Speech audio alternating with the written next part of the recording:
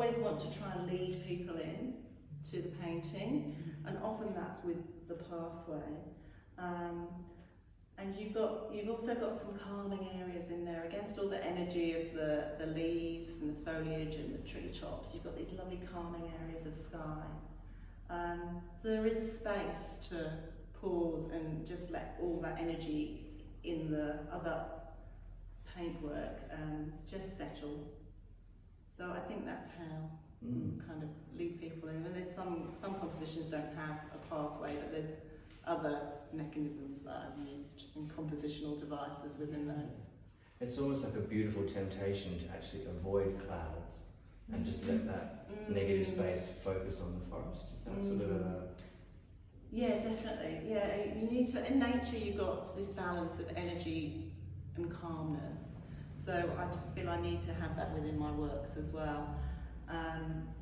And when you step back and you see my work, hopefully they're very calming from afar because you've got these negative space in the sky and the pathways. But when you get up close, you'll see all this detail in there, just like in nature. When you really, really look, again, it's like the forest therapy thing. When you really look, you see all the details and little surprises in there. And so when we're talking about those little surprises, there's different textures and mark making. A lot of you once said to me, oh, sometimes I just go and raid the kitchen, you know, and pull out some different utensils and find new ways of creating marks. But how have you developed the set of tools to get these layers into being? Oh, goodness. It's really a very playful process at the beginning.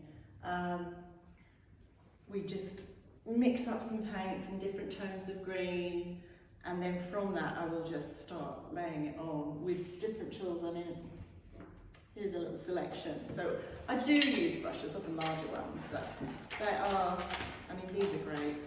We can blob it and then we can smear it around.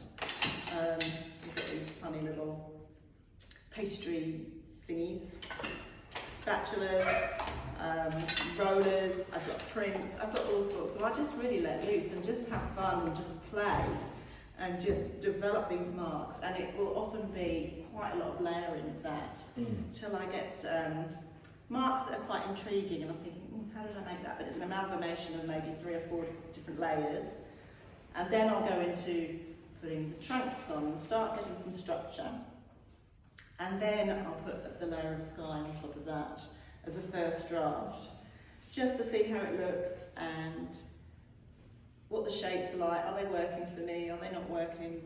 What am I trying to say here?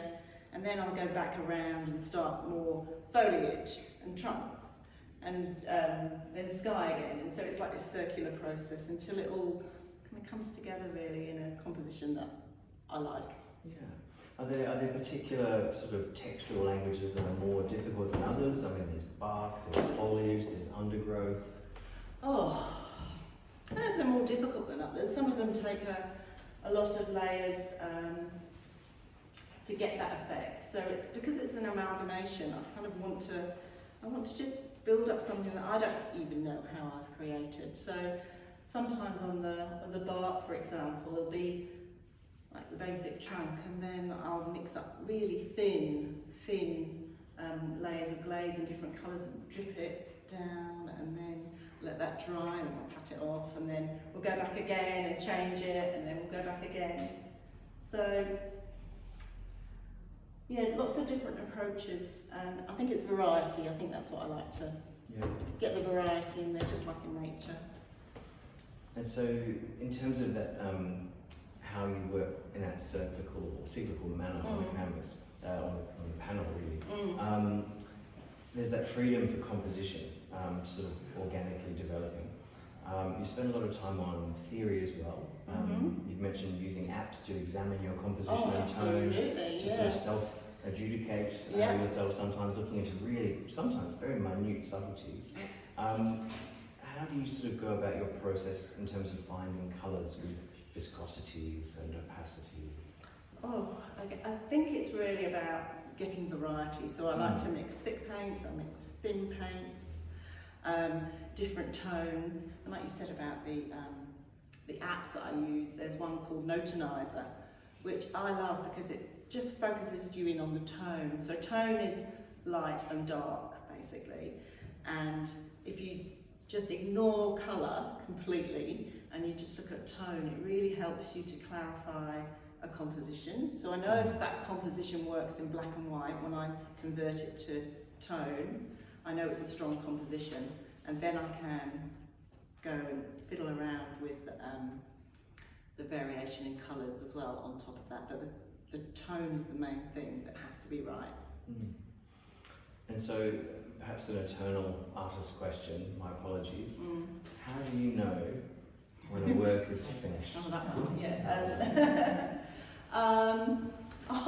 David's pointing to himself and making me laugh. So. Stop. All right, enough now. You're done. It's finished. Next. No, I have a few. I have like a little checklist, a mental checklist in my head to see. Firstly, you know, what is it about? Is it saying what I want it to say? Is it strong from a long way away? And then I'll get the app out again, the notinizer out, just like black and white. Is it working that way? Then I'll get up close. Is it interesting? Has it got little surprises in there? Is it intriguing? Can I remember how I made that visual texture or that mark? If I can't remember, I think, oh, that's good, because that means I've made it so intriguing and interesting. Even I don't know how I've made it. And I look around here and go, I don't know how I got that effect, and I don't know how I got that effect. I can't remember because it's layer upon layer upon layer. So it's got to have all these different elements that I can tick off. So yeah, strong from afar, interesting up close. So it almost parallels that biophilia idea of people seeking connection. Do people connect with different textures and tree shapes and pathways?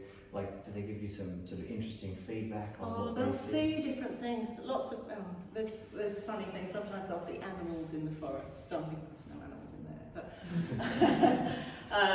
yeah, funny shapes. Or it will just mean something slightly different, because they'll go back to a time that they remember walking through woods when they were a child, or yeah, it's quite fun hearing people's feedback.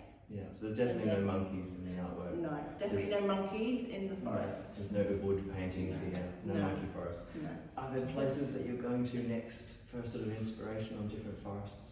Oh, well, we do have a lovely trip to New England in the fall, so that will be a change of colour, won't it? So I don't know how that will feel when I see all the reds and golds and oranges.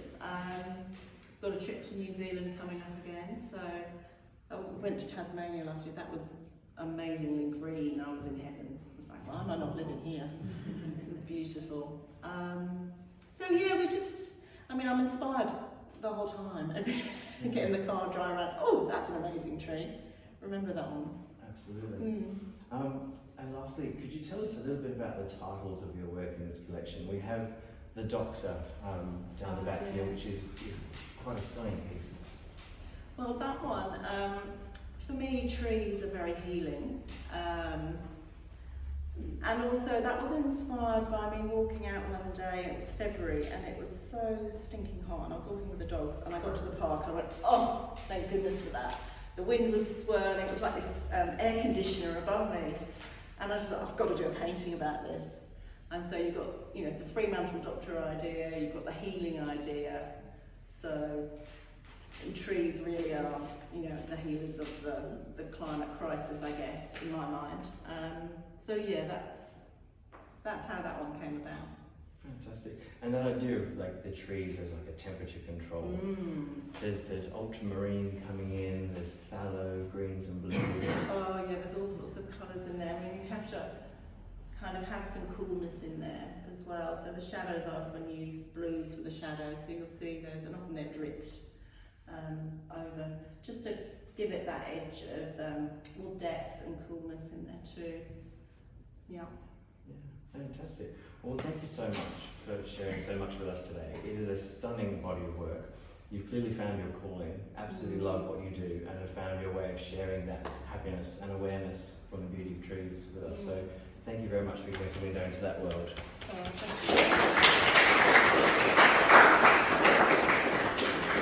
Would anyone like to ask any questions of Karina today? I would. Yes. Go ahead. Cold wax that you use. Oh yes, the cold wax. I use that as a finish mostly instead of a varnish. I find it gives a lovely softness, and it amalgamates the whole image together. And then I can buff it gently, and it's just this lovely glow. It's a little less garish than a reflective surface of a varnish.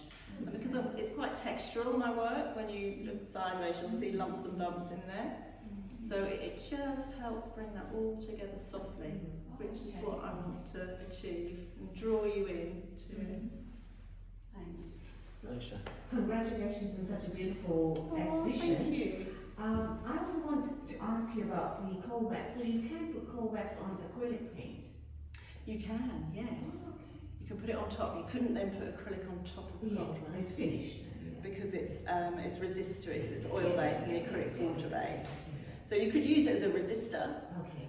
if you wanted to keep something clear from the acrylic paint, but you can mix it with oil paint. Yeah. And I do on some the painting in the corner, the long tall one.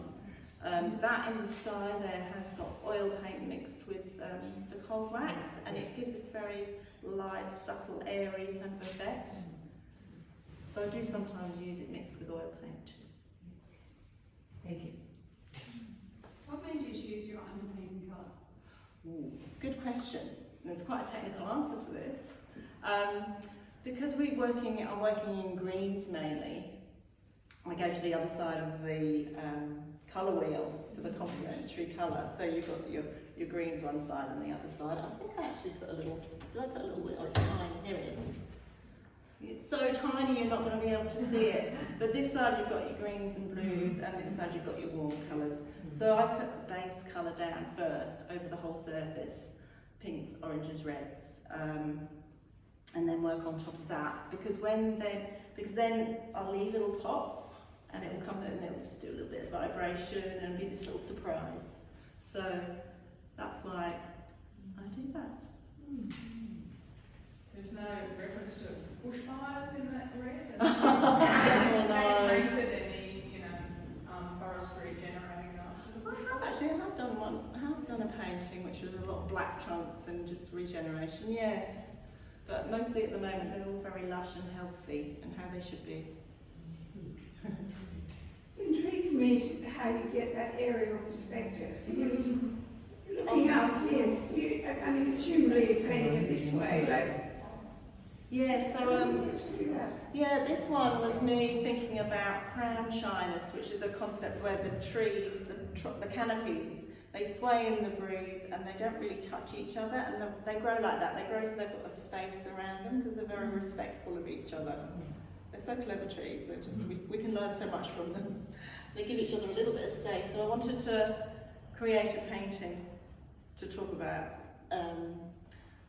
that phenomenon. So this one's called Kaleidoscope, and it's like the kaleidoscope, other than being a toy, is like a shift in colours and lights. It's forever changing, and to me, when I look up, I'm like, oh, well, that's like a kaleidoscope. So yeah, that's just purely from my imagination. That's not, I don't work from a photo. This is just me just creating this. So I think, well, what would work as a composition? And this is the result of it. Lovely. Any other questions? No? Okay.